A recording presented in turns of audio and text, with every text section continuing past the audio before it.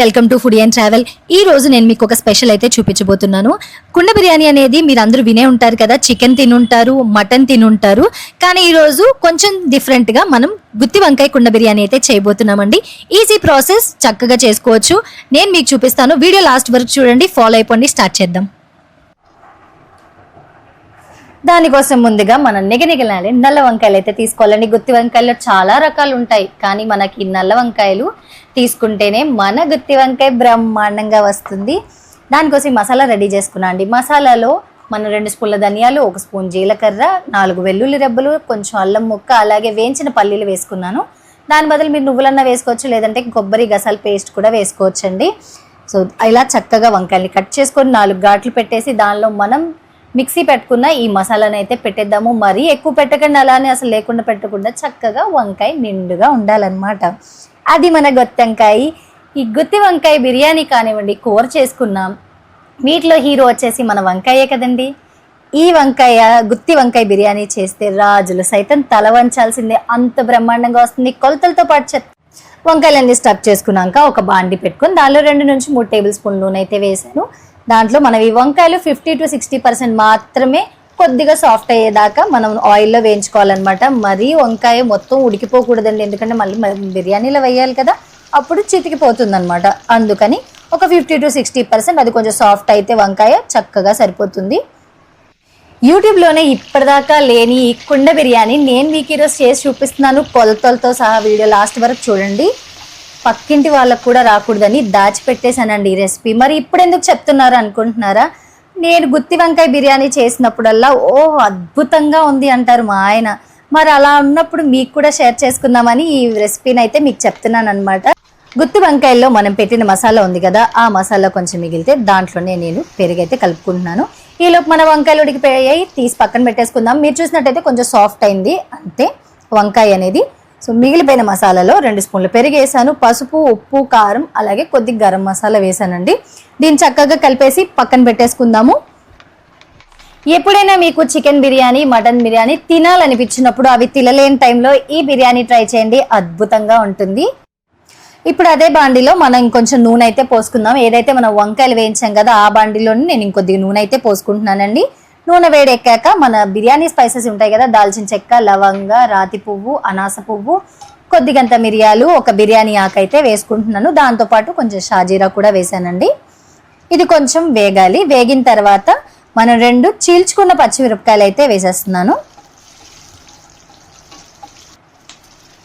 దానిలోనే తరిగిన ఉల్లిపాయలు, ఒక పెద్ద ఉల్లిపాయ సరిపోతుందండి మనకి గ్రేవీకి.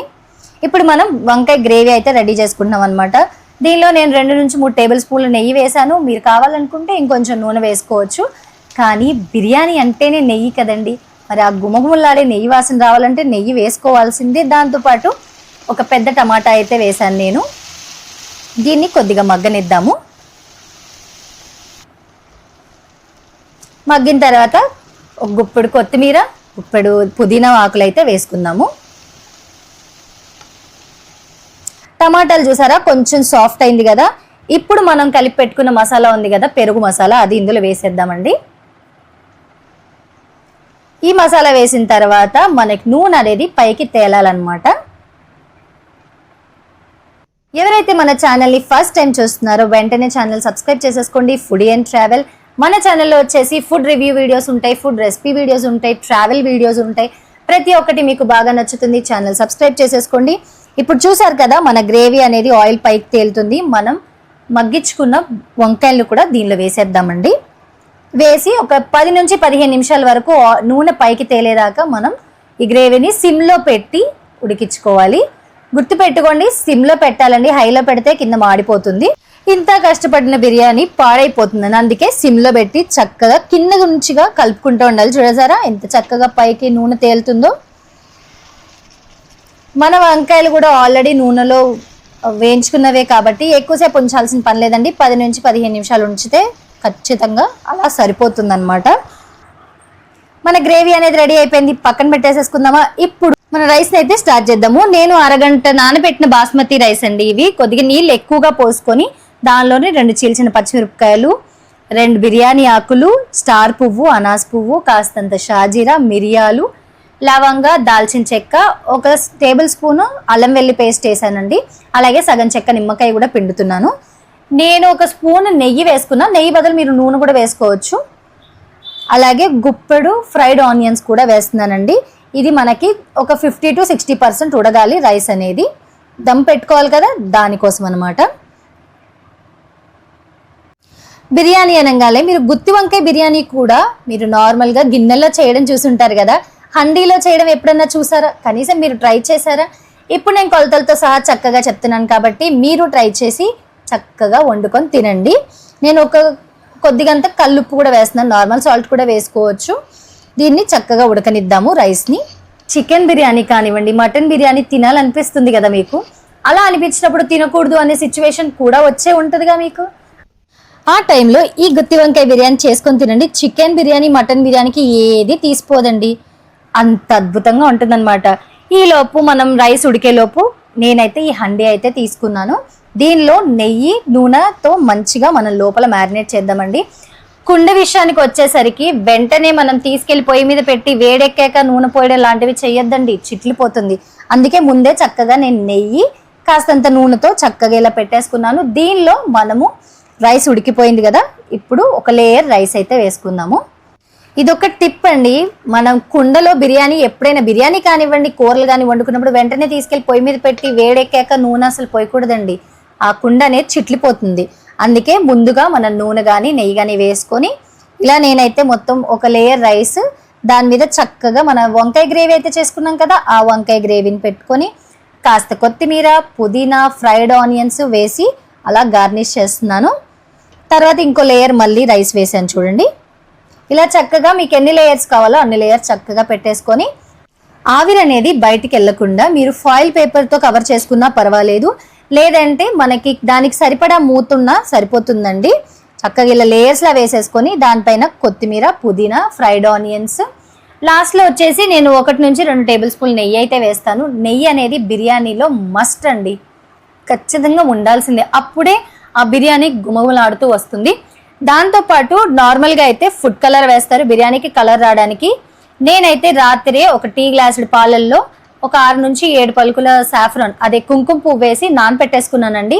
ఒకవేళ మీ దగ్గర కుంకుమ పువ్వు అవైలబుల్గా లేకపోయినా పాలల్లో కొంచెం పసుపు వేసి నానబెట్టుకున్నా కూడా సరిపోతుందండి మీ బిర్యానీకి. మీరు వీడియో ఫస్ట్ నుంచి చూస్తున్నారు కదండి, ఎక్కడా నేను టేస్టింగ్ సాల్ట్ వాడలేదు, ఫుడ్ కలరు వాడలేదండి.